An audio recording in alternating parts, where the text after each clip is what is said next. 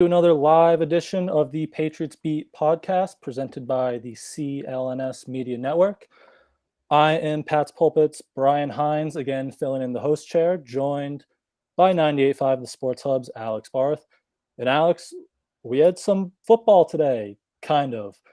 Sort of. Something resembling football. After what Bill Belichick called a good long weekend after a couple violations last week. That's one way to put it. The Patriots were back on the practice fields today for the first time in front of us. The reporters were live. Me and Alex were both at Gillette Stadium. And before we get into the kind of nitty gritty stuff, all the details, and we'll really break this down, my big takeaway is we have an offense again. Not to overreact, but Bill O'Brien was in command of the offense. It was his show. As you said yesterday, he was the head coach of the offense, which is what this team needed. So it was a strong start, and I thought Mac kind of said it best after it's back to normal. He didn't even say back to. It was just like, what's it like? It's just normal. It was normal working with him. What's it like working with Bill O'Brien? It's normal, which is so telling, right? It's hard not to be comparative when he says that. And later on in the answer, and I wrote about this on 98.5thesportshub.com, he said, talking about working with O'Brien, when you're with a new coach, the most important thing is communication and trust. Like he went out of his way to put and trust. So he has a normal coach he can trust. What a concept. And things suddenly look great. Now, we shouldn't be oohing and ahhing over a functioning offense on the first day of OTAs, but that's where we were last year. There were some people, some of them who might be on the show, trying to tell all of you that last year was not normal. This was not as simple as, the quarterback's having a down year. It wasn't that simple. And there's Mac Jones saying it, and you saw the evidence of it today. 3 practices in, because remember, they had 2 closed practices, 3 practices in, they are ahead of where they were in like November last year. Brian, the total number of players we saw in pre-snap motion today might out-snap their entire pre-snap count from all of last year. Regular season. Yes, exactly. Bill O'Brien has taken command of this thing. He's reworked it. Mac Jones got asked a couple of times in a couple different ways how familiar it is to the Alabama offense, how familiar it is for him compared to Josh McDaniels' offense. He kind of said yes without saying yes in answering those, but it's a real NFL offense. So last year on this day, we came on the show 2 hosts ago on this freaking program, and we were talking about how they're going to try to run zone they're going to have Trent Brown and Mike Onwenu pulling, and they're taking all these deep shots. They're not throwing short anymore. What's going on? And we had no idea what the hell we were looking at. Here we are a year later, and hey, would you look at that? There's an actual offensive coach running the offense, and we can comprehend what we saw. And again, it's OTAs. There's no pads, there's no contact, but it's an encouraging start. They seem to have a good rhythm, a good pace. They weren't obviously just screwing things up, kind of like we saw last year at times. You know what? It's as simple. And you say, like, it's OTAs. And we're going to talk about the performance of a couple different players today. I put like 0 stock into this player was good, this player was bad from OTAs. We're most talking about who lined up where, who was on the field with who. That's more what this is. But they didn't have to stop practice because guys didn't know the play. They didn't have to stop practice because guys weren't lining up right. They didn't have to stop practice because they didn't have the right, personnel on the field to run the call. That part was seamless, which, again, we shouldn't be freaking out about, but it was refreshing. After last year, definitely refreshing. Right. So the big thing on the field with the players, if you thought there was going to be a quarterback competition, today said there wasn't. Mac Jones got most of the important reps, if you will say. I like to call them impact reps, high impact reps. With the ones, with the projected starters. I think there might have been one session where Bailey Zappi got like 3 or 4, but most of the day it was Mac with the starters. So no quarterback competition for now. No, this is far and away Mac's job to lose. You mentioned there's one period, it was a low intensity 11-on-11 period that Bailey Zappi got.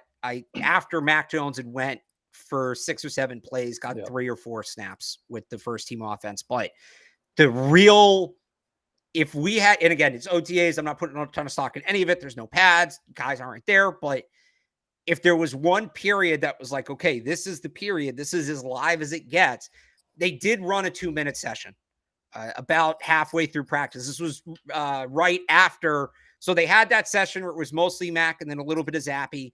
Then they did a punt team drill, and then they ran this 2-minute offense. Mac Jones ran it with the first team. Bailey Zappi ran it with the second team. There was no switching, none of that. Mac Jones' team. It's Mac Jones' job to lose. This is still Mac Jones' team. He is still their quarterback.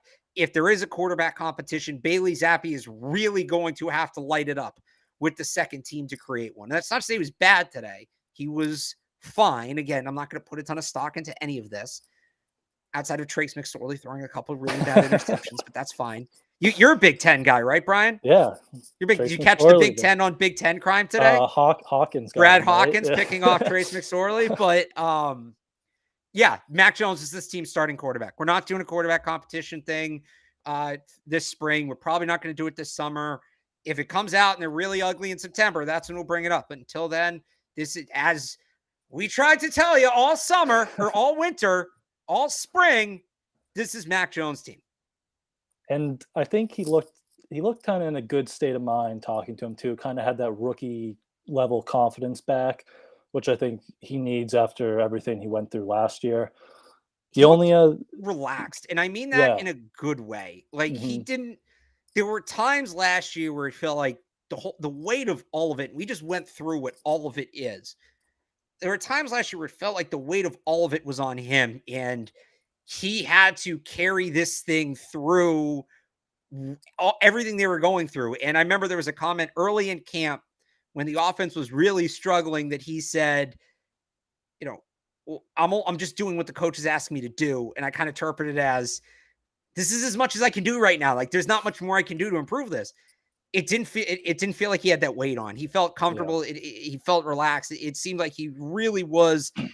I mean, you say rookie confidence. I understand what you mean, but not like first year player confidence. He was back to where he was in 2021, which I thought was just, you know, I'm here to throw the football. I'm here to throw the football and chew bubble gum, and I'm all out of bubble gum. That's kind of the vibe Mac Jones was giving off today, which is similar to what he had his rookie year, which is good to see. Yeah, so he was the clear-cut 1, Zappy 2, McSorley 3. Malik Cunningham, though, he's listed as a quarterback on the rosters we got, but he was not in a red non-contact jersey. Spent pretty much the whole day with the receivers until they did one, you could probably call it a scout team period at the very end of practice. Yeah, it looked like a walkthrough. Yeah, he took some quarterback reps. So after the draft, we had the report that he was open to playing other positions. After rookie minicamp, we got the report that he was only playing quarterback. But it looks like they might have some sort of plan here. Unlike some of the other quarterbacks that have transitioned to wide receiver in New England here, he was playing outside. He was playing kind of the X, not the slot that, you know, Jacoby Myers or Julian Edelman have handled making that transition before. But he was working with the receivers, and that kind of might seem like a multi-year project almost, because he had one good catch, he had some good moments, but there were also some other moments where he looked like a quarterback making the transition to wide receiver. Yeah, I think you put that perfectly. And it was interesting that he was playing the X, not the slot. But we talk about the guys that have done that, right? Julian Edelman, size-wise, was never going to be a boundary receiver. Jacoby Myers did kind of become a boundary receiver later in his career, but early on, he didn't have the speed for it. You look at Cunningham, he's a burner. He's 6'1", 190. He's a boundary receiver. Like if he's going to play receiver, he's a boundary receiver. So that makes sense. And yeah, I thought he had the catch of the day. He had that ball, the deep post. He goes up over 2 defenders to make the catch on a ball from Trace McSorley, which I tweeted. Cunningham catches the pass from Trace McSorley over Brad Hawkins. Somebody said it's the most OTA tweet of all time. But there were others where, he looked like it was his first time playing wide receiver. His routes were a little clunky, and a couple balls hit him in the hands. I agree with you. I think it's a project, but it's not a bad project. And he can still be a scout team quarterback during the season, during the week, all of that. But it was interesting to watch. It's going to be an interesting project and interesting to see how he develops. The one thing I will say, and People on the show know how much I like to argue with Evan. I don't know that he's ticked me off to this extent in a long time. This is not another Danny Etling situation. Okay? Like, it's not Julian Edelman either. Don't compare Malik Cunningham to Julian Edelman because it's disrespectful to Julian Edelman. But Malik Cunningham probably ran the 40 in half the time Danny Etling did. I know Danny Etling had the run against the Giants. Woo. Right. The famous preseason run. Danny Etling was not nearly the athlete Malik Cunningham is. Danny Etling was playing tight end and personal punt protector because he knew he was going to get cut otherwise, and it was the only way he was going to make the roster. There was no chance long-term Danny Etling was going to be a pass catcher in the NFL. He went to his next team and instantly went back to quarterback. Malik Cunningham is an elite athlete. We'll see if he can develop the skills needed to play wide receiver, but he's fast enough and he's agile enough that he can do it. Not Danny Etling. Don't compare him to Julian Edelman, but don't compare him to Danny Etling either. Not fair. Yeah. Sticking with pass catchers, Tyquan Thornton had a big day. He was very involved. His explosiveness was on display. But these are the practices that a guy who runs a 4.28 40 should look really good. There's no contact, no pads, as we said. Some of his wins came against, Rodney Randall and some of the lower cornerbacks. But what got me excited with Tyquan was it looked like they had a plan for him. He was in motion, he was in stacks, and he was getting, scheme touches involved in different ways. So that's what I took away from that. He did say after that he bulked up a little in the offseason. He wouldn't say how much weight he put on, but the plan for him was what I took away and what I was excited about for Tyquan. Yeah, again, I'm not going to get super worked up over how involved he was, like you said. And I tell the story a lot. The first year me and Evan covered the team, the Patriots had a guy named Maurice Harris, who was kind of like Tyquan. He's like 6'2", $180, super fast. And we walked away from those first OTA practices, having never seen any OTAs or anything like that before. And Evan thought they had the second coming of Randy Moss. It's like this. They got the guy, and they had signed him for a minimum deal late in free agency. And he had really good OTAs, really good minicamp. And then the pads came on in training camp. And I don't even think he made it to final roster cuts. I think he got cut before that. That's not to say Tyquan Thornton can't be good, but the burners are supposed to eat up these practices. You can't touch them.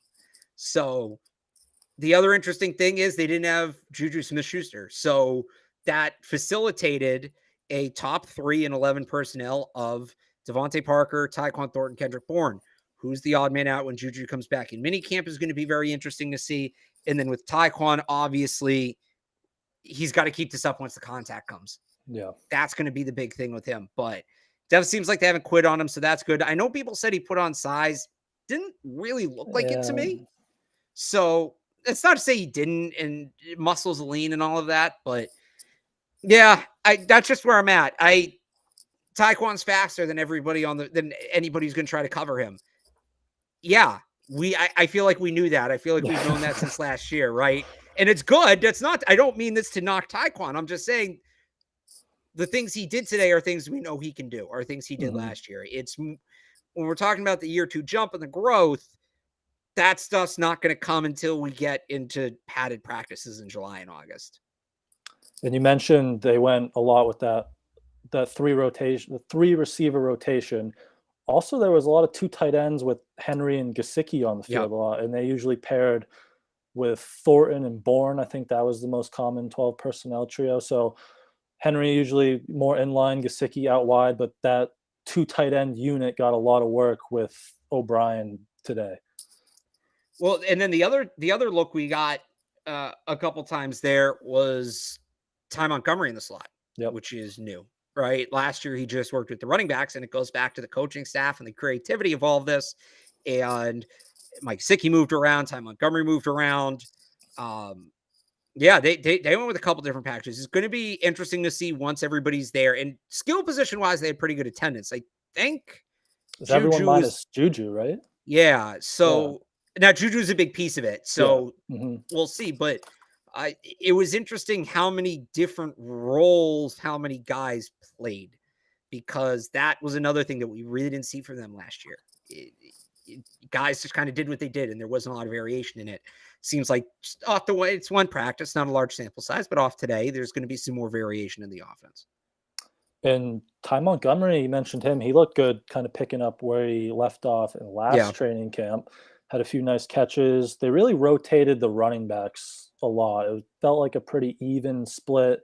Pierre Strong and Kevin Harris were staying involved. So, Ramondre was limited, so all those guys had opportunities. So it really kind of feels they usually keep 4. So it feels like we're going to enter camp here with 4 guys, and the best 3 are going to win.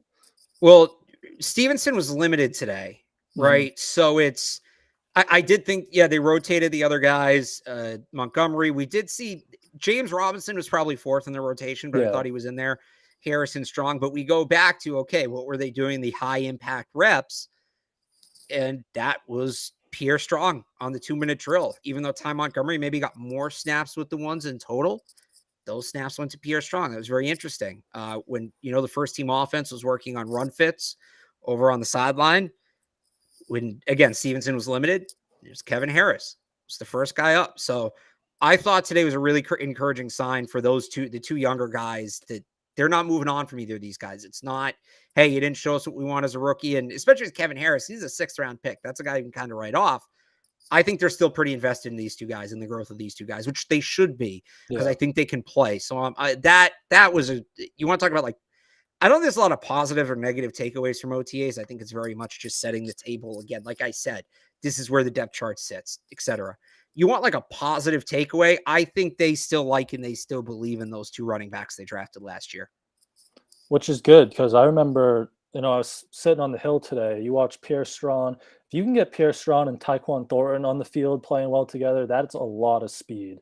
It's a lot of speed. A lot of speed. And I like Kevin Harris. I think kind of that Damian Harris, role. He can come in, spell Ramondre Stevenson and give you, quality yards when you need it. Yeah, absolutely. I think that's probably the role he's competing for. I think Pierre Strong competing for that passing down back role. I think Ty Montgomery's competing for that passing down back role. James Robinson's interesting because he can do both. With him, it's just how healthy is he? How explosive is he coming off that Achilles? And it's tough to sort of judge that at these sort of practices. Also, he wasn't on the field as much, and I honestly didn't watch him as much as I probably wanted to. You can only watch so much of what's going on. And when you get the first team offense on one field, the first team defense on the other field, it's hard to keep track of. But that's going to be the question with him. It's more so going to be how explosive he is. Definitely. In the trenches on the offensive line, again, no one's winning any jobs right now. But we got the first look at how the offensive line configuration could look, even though Trent Brown wasn't there. But it was Calvin Anderson on the left and Riley Reef, kind of as we expected, on the right. And if Anderson bumped out, Reef moved over to the left, and Connor McDermott filled in on the right. So that was the starting configuration. I'm guessing when Trent Brown comes back, he'll bump into the left side. But for now, it was Anderson left, Reef right. Which is kind of what we expected. And if Trent's not here, how big is that gap? How big is the gap between Trent Brown and Calvin Anderson? Now, again, it's tough to judge, but I did see DeMarcus Mitchell put one hell of a move on Calvin Anderson on one snap today. I did kind of notice that. But, so it seems like Riley Reef is your starting right tackle over Connor McDermott, who filled in that role last year and did fine for what it was. David Andrews joked about it today. He said, I asked him about the new guys in the room, and he goes to Reef and Anderson, the rookies. And he said, Connor McDermott, he's getting a full year as opposed to signing on Wednesday. Right. So he's kind of in that new guy group too. But it seems like that's going to be the group to start things off. And it'll be interesting to see when Trent comes back. I was surprised. We know they like Bill Murray. We've known that for a while now, and he's hung around on the practice squad all these years, but wasn't City Sal, wasn't Antonio Mafi. Chasen Hines wasn't there. If he'd been there, I would have been really interested to see if he would have been in that role over Murray. But I did think it was a little notable. Bill Murray's a guy we kind of look at and we say, converted defensive tackle, small school player. He's been here for a while. I think Bill Murray's a guy we often look at and say, he'll be here on the practice squad, but he's not going to make the roster. Well, if he's first man up at right guard right now, maybe he has a more realistic chance at a backup spot, as a reserve spot, than we think.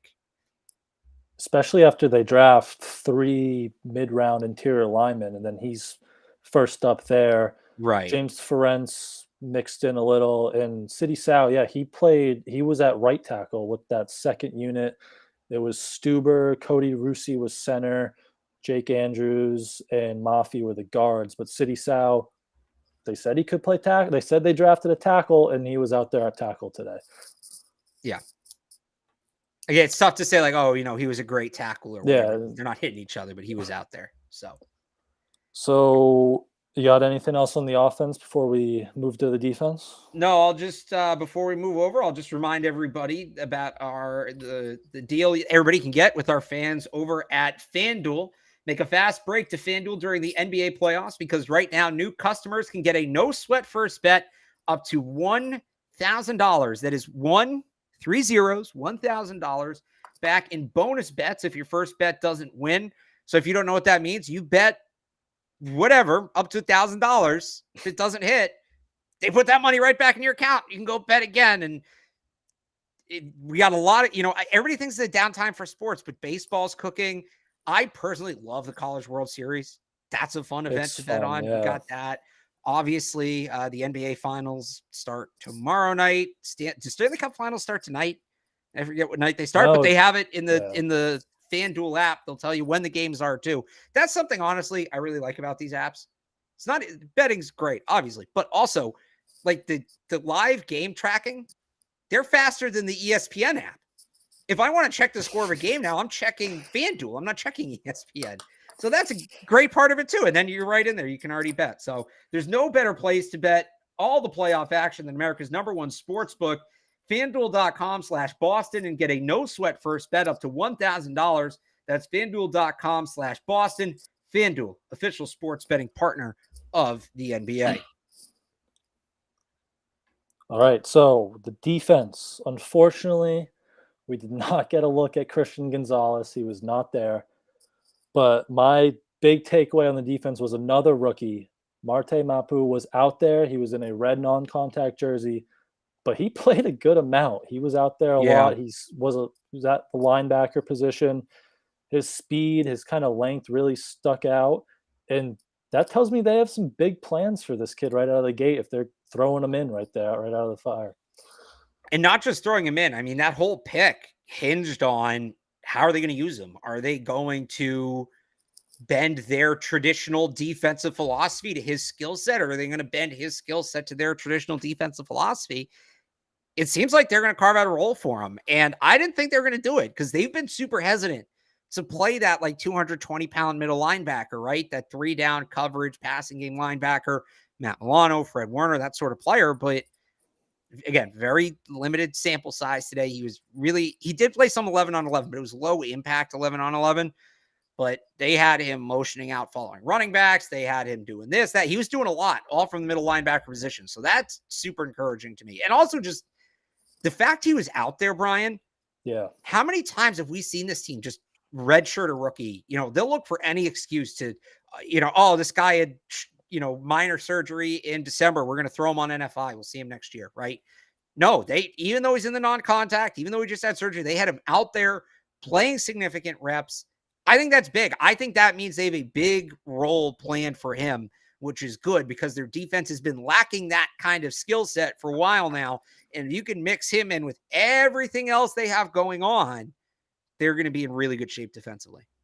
Yeah, you mentioned that's something they've been looking for, the Cam McGroons of the world, but they've been reluctant almost to throw that throw that right into the mix. They like the Bentleys and Tavais, but getting a guy like that who can come in and run with these running backs and even help with the mobile quarterbacks. I think there was one play, there was one film breakdown of him in college, running all the way across the field, chasing down a mobile quarterback. I think that's a big piece. And if he's ready right out of the gate, you have Jalen Hurts week 1, so he could be big into that and have a big role on this defense.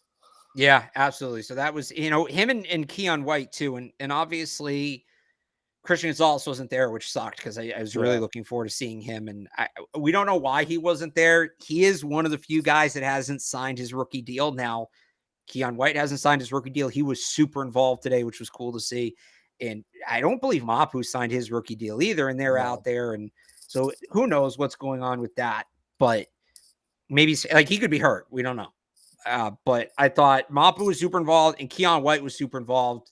He's capitalizing right now because Lawrence Guy wasn't there, Devon Gottschall wasn't there, Christian Barmore wasn't there, Matthew Judon. So he has a chance to get reps and he's getting them.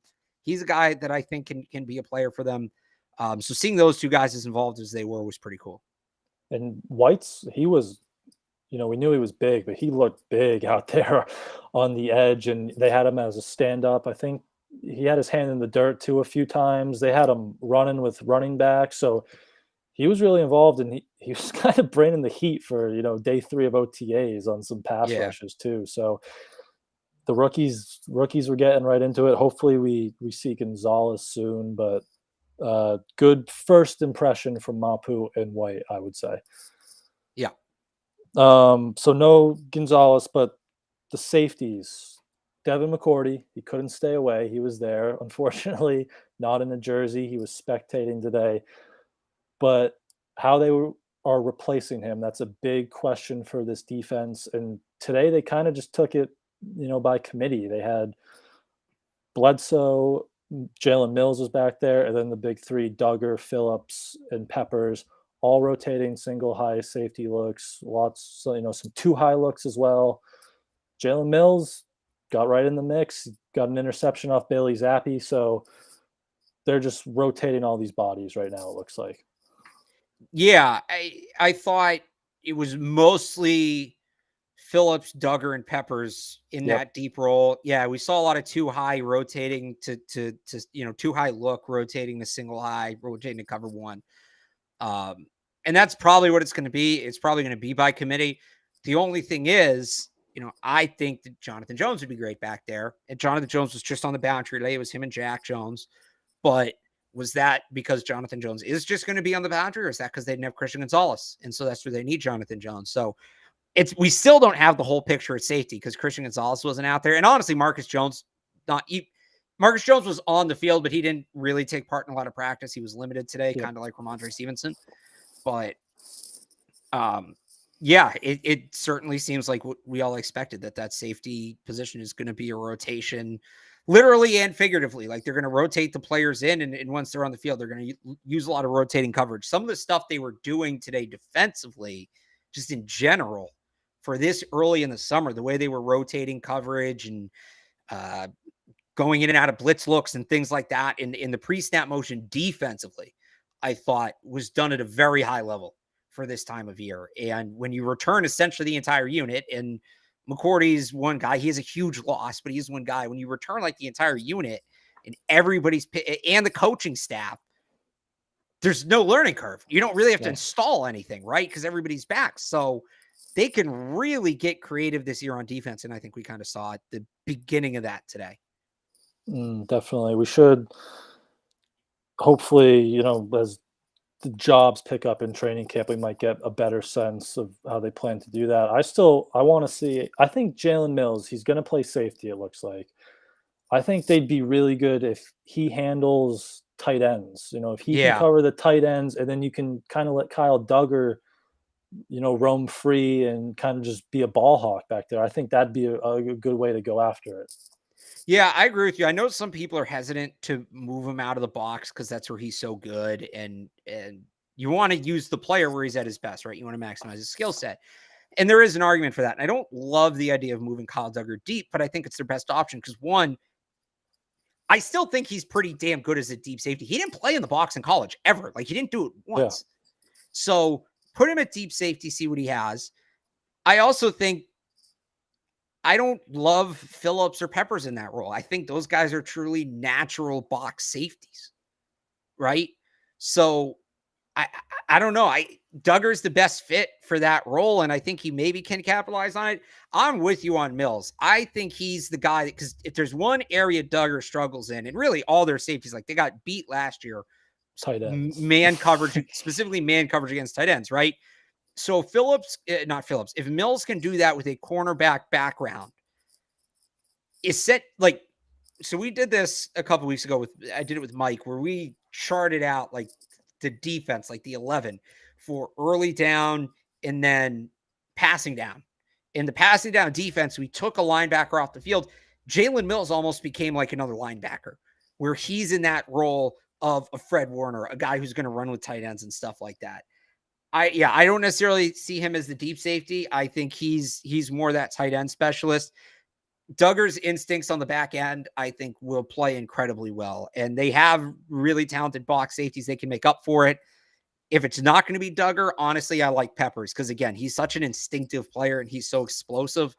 I don't know that he has the ball skills to play deep, but I mean, you're not going to play Devin McCourty. Nobody's going to be perfect. They don't have a true deep safety on their roster, and Devin McCourty is just so good. There's going to be what ifs or buts about anybody. So it seems like it's going to be Duggar, but I don't hate Jabril Peppers in that role either. I will be interested to see if they put Jonathan Jones back there. Yeah. They didn't really put Miles Bryant back there, which I kind of thought they would, but still a lot of time left. So we'll see. Yeah. Bryant is, again, like, he gets a lot of hate, but he's more of a safety. He's better in zone. That would be more of his fit, I feel. And maybe it's just because they were down Gonzalez, they were down Marcus Jones, they had to use Bryant there. But again, it's early. We'll see more of this hopefully as these bodies come back, and we'll ramp up the competition level in training camp. So anything else defense related? They were missing a lot of the defensive linemen, even though it's hard, to get a real sense of that in OTAs anyway. But anything else catch your eye on the defensive side of the ball? Not really. Again, it's just I was bummed Gonzalez wasn't out there. Yeah, I was really looking forward to seeing him, and I think we all were. Yeah, no, not really on the defense. I mean, Bill Belichick being back more working with the defense certainly stood out, but I think that's as much a take about the offense as it is about the defense at this point, right? So, yeah, that's where I'm at with the defense. All right, so let's get into the good stuff, the special teams. All right.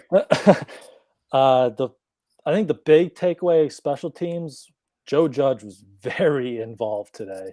He basically seemed like the de facto special teams coordinator. He was very vocal during a lot of the kicking drills. He was running some of the drills himself.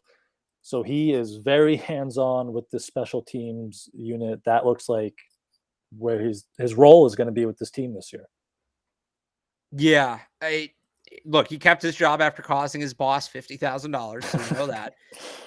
Bill took responsibility for it in the presser before practice. Yeah, he's a full-on special teams coach. He was not with the quarterbacks. He was not with anybody else. He was with the specialists, period. So if he's far away from the offense now, and I guess that's encouraging. I still don't love the fact that he's in the building, but he's a special teams coach through and through. Mm-hmm. And Slater talked very highly of him after practice, saying he's a big boost for us. He's always been a big fan of him, whether that's just media talk or not. At least it seems like Slater might be behind him. So that could be good, in the special teams room if there's maybe some hesitancy after what happened with Judge last year. But the rookies, the kicker, punter, Bryce Behringer, and you got the hang times, but Bryce Behringer has boot. That ball sounded different coming off his foot. Yeah, I thought he had a really strong day. And the other thing is, and we talked about this in the last show, I couldn't do the operation times. We're just too far away. Like, I can't really see it right from where we are, but it looked quick. That ball's in, out, down the field. So I thought he had a really good day today. I thought he looked good. They did a little bit of field goal stuff at the end of practice, but it was like chip shots. I think it was more just getting everybody used to each other.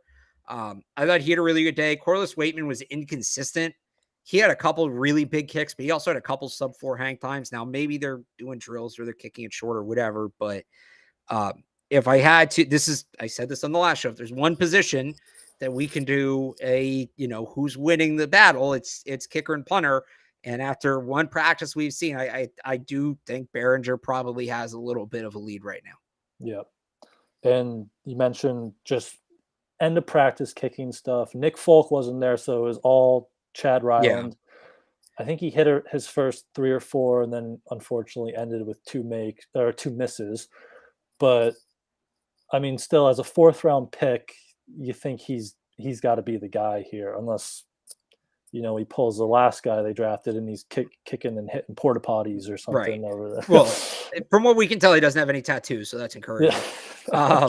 No, Ryland, I think, has a good shot, and that's why I was a little interested to see Nick Folk wasn't there. Right? He's got a more of an uphill, even though he's a better player than Corliss Waitman is. Bryce Behringer's a 6th round pick. You can walk away from a 6th round pick.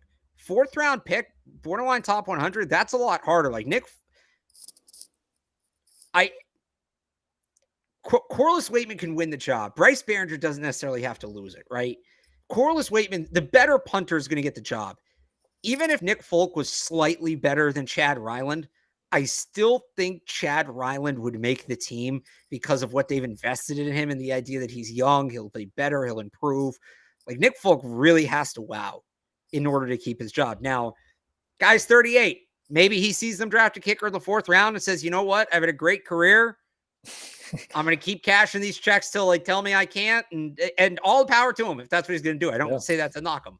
But he's got a real competition in his hands, and he wasn't there. Him and Trent Brown are the 2 guys I would say, like, those guys are competing for their jobs right now. And I'm not saying that they're going to win it in OTAs. We talked about that, but there is an element of you're there, you get an edge with the coaching staff just by being in attendance.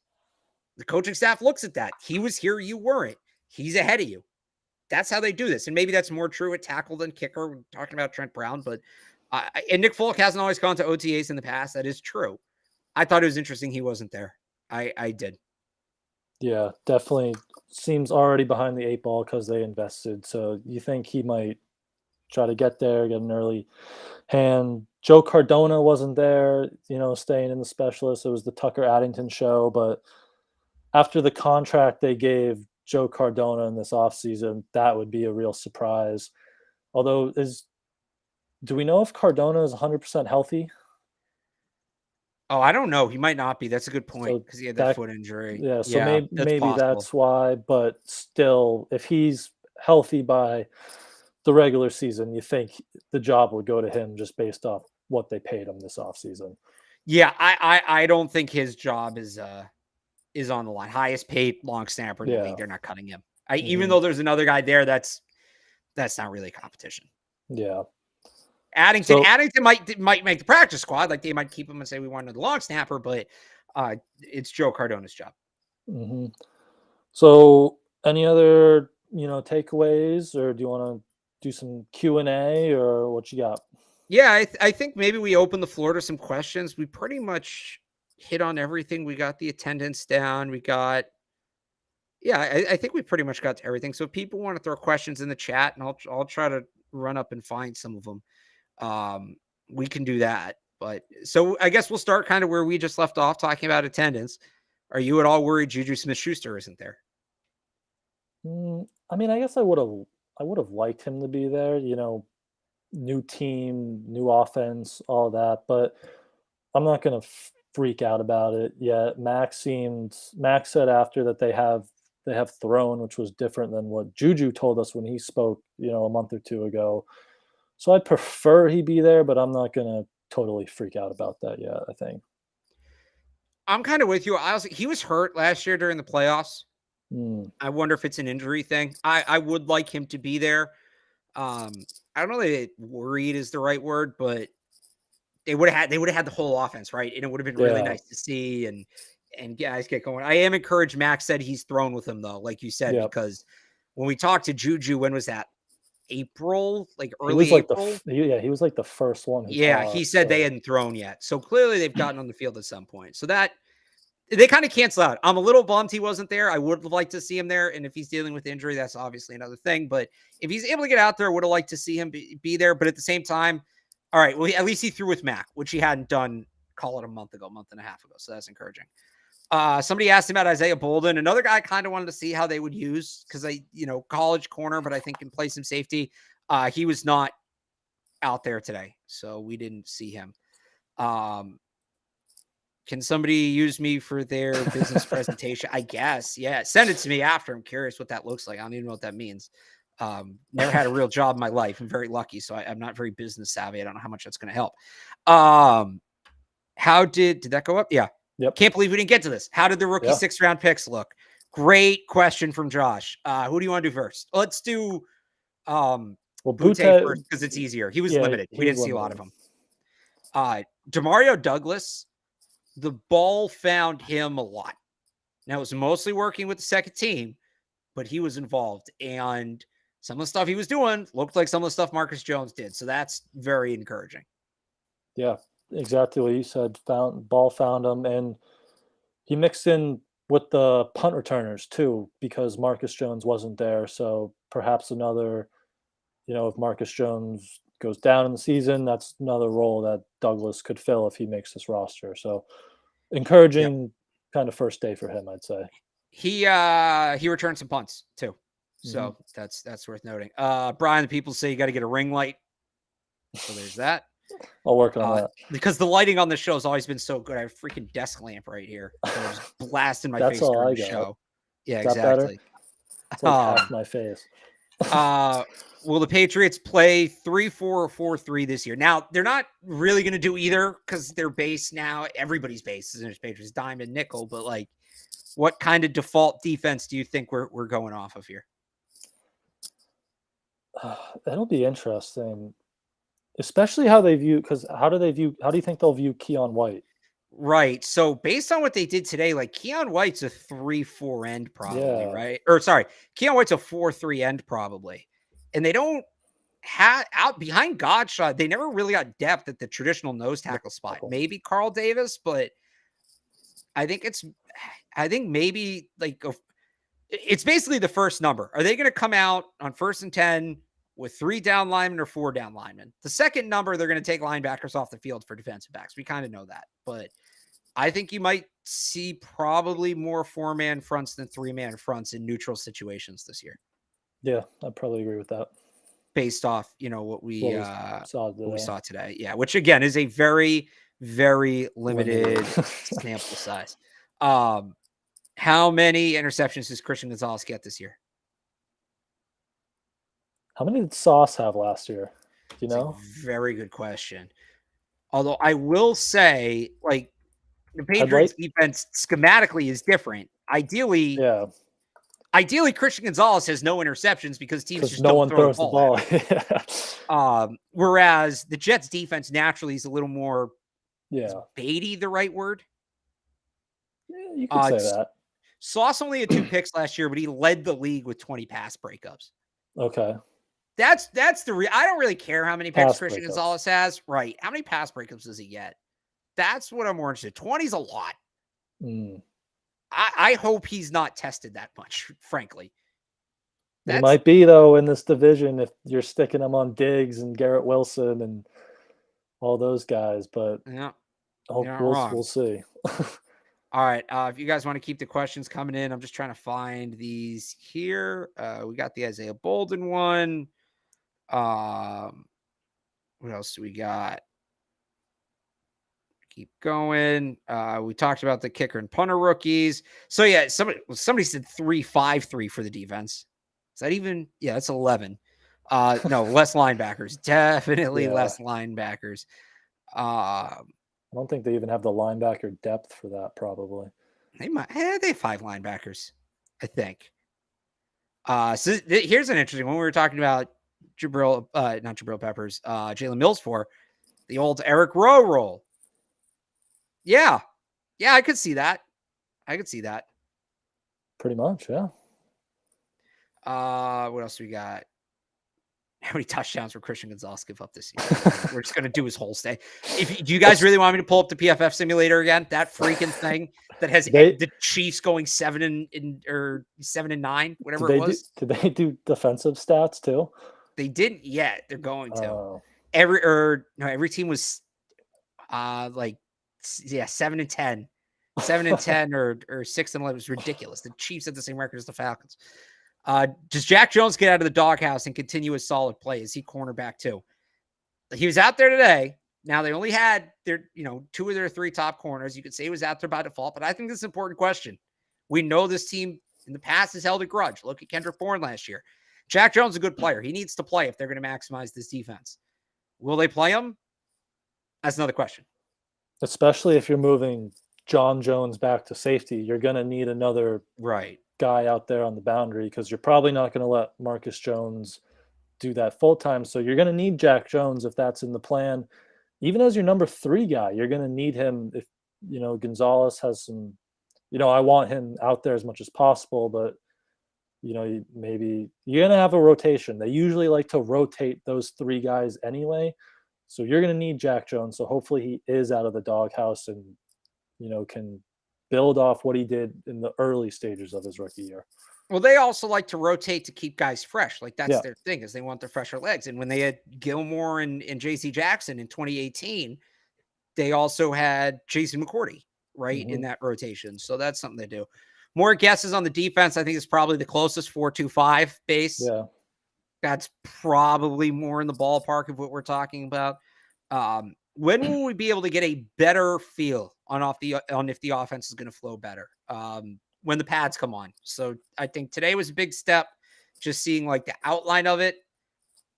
The next big test is the first fully padded practice, which is usually like the 3rd or 4th day of camp. First, like the weekend of training camp. Yeah, it's usually they start on a Thursday. It's usually that first Saturday or Sunday. So that'll be the next big, we'll see him a couple more times and we'll make observations, but that's the next big one, is the first padded practice. Sticking with the offense, do we think Kendrick Bourne plays this year? Is that issue from last year resolved?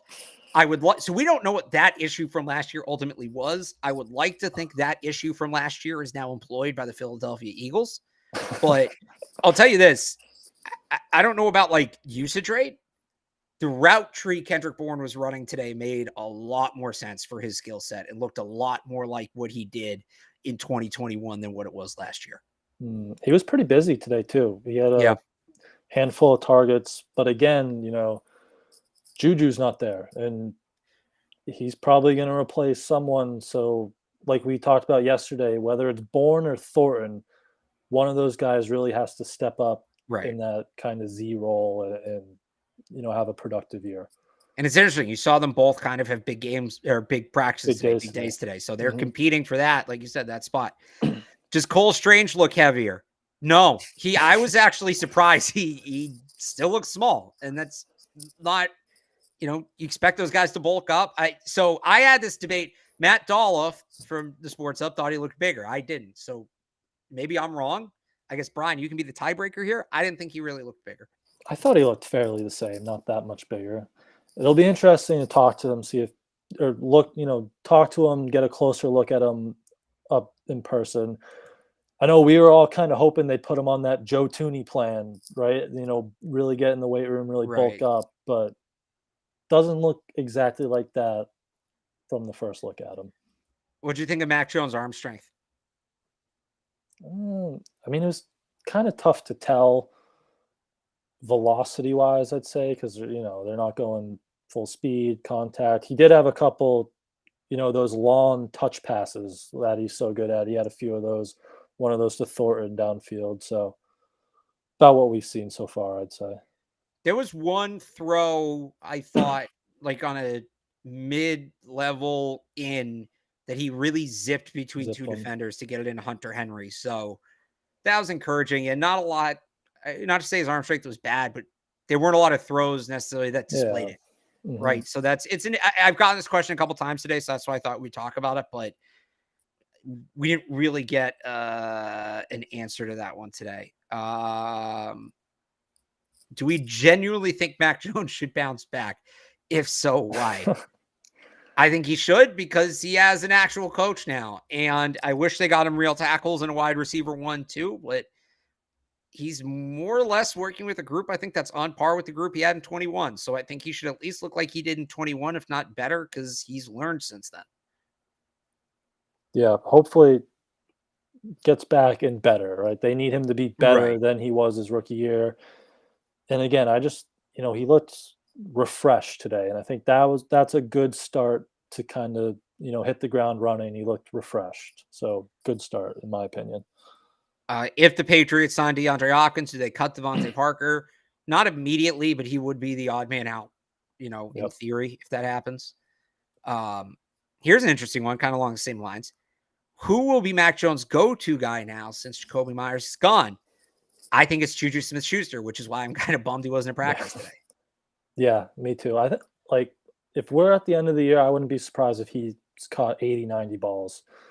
Like, that role in this offense, I think he's really going to, he could really thrive and be that go-to guy for Matt, kind of like Jacoby was.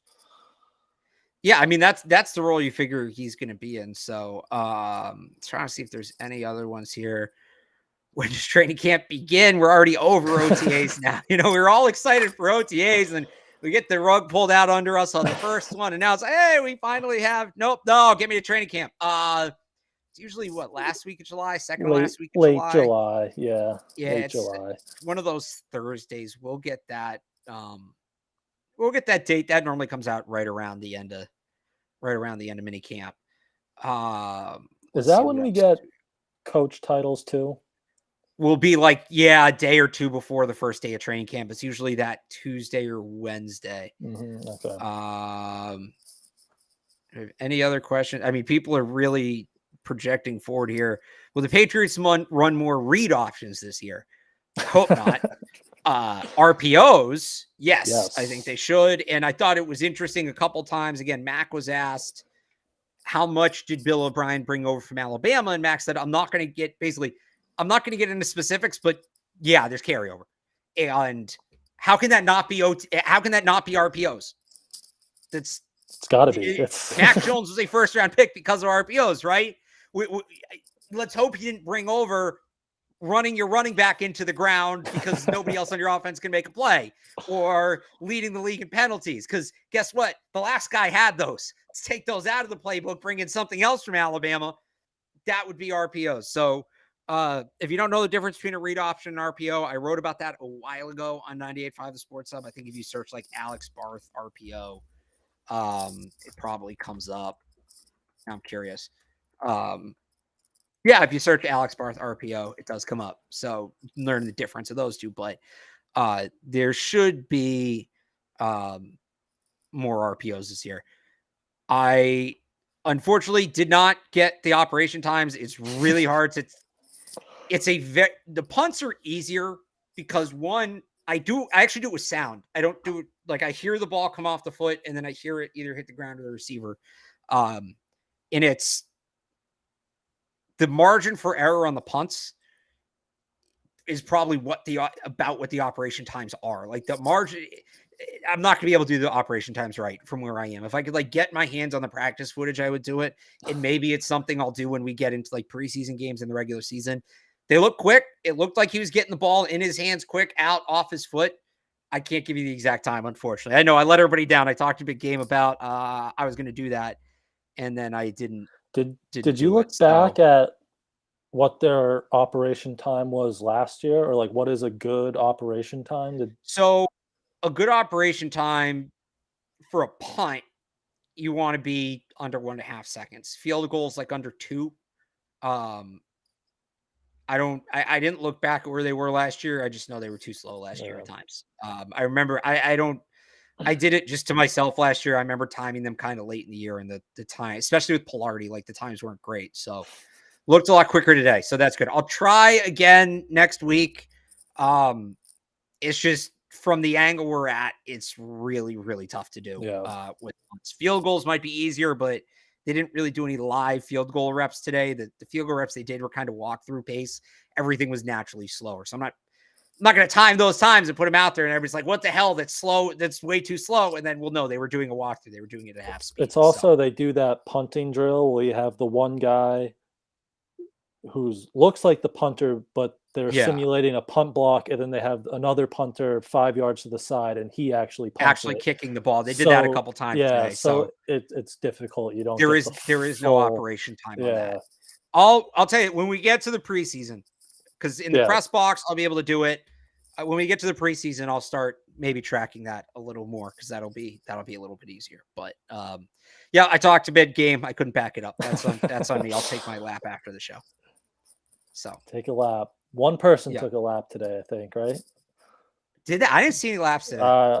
Miles Bryant took one for muffing a Did punt. he? That was the only one Oh, I that's saw. right. That's right. Yep, I remember that now.